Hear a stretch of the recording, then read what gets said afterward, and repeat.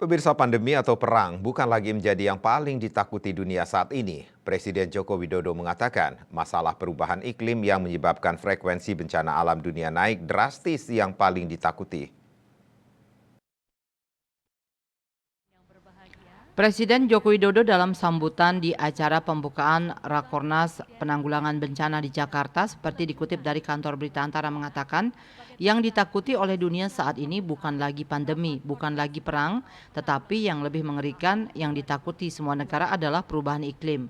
Dan perubahan iklim itu menyebabkan frekuensi bencana alam di dunia naik drastis.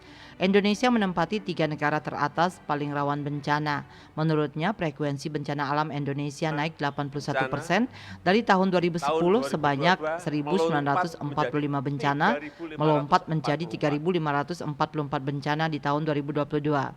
Tidak hanya banjir, gunung berapi yang meletus, tanah longsor, yang lebih sering gempa bumi dan bencana alam maupun non-alam lainnya.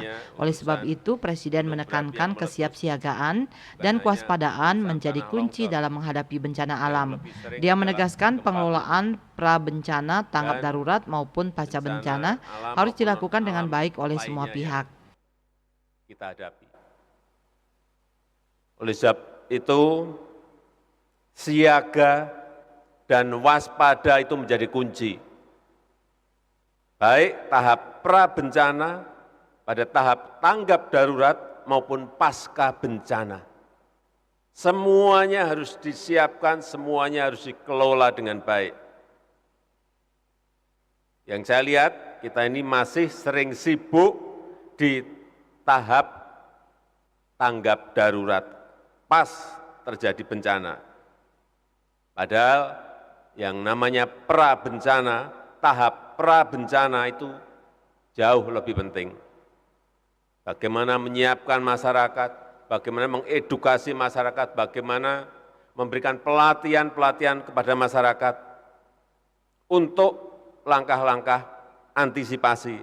Itu harus menjadi prioritas. Untuk apa? Untuk meminimalisasi korban maupun kerugian. Yang pertama, penting itu peringatan dini. Ini sering masih kita terlambat. Peringatan dini. Yang kedua, mengedukasi masyarakat. Latihan dan lain-lain harus dilakukan. Skenario harus juga disiapkan. Kalau pas terjadi misalnya gunung berapi, larinya kemana? Kalau pas ada gempa bumi, larinya kemana? Seperti ini secara detail yang sering kita abai. KMB Bali Pos melaporkan.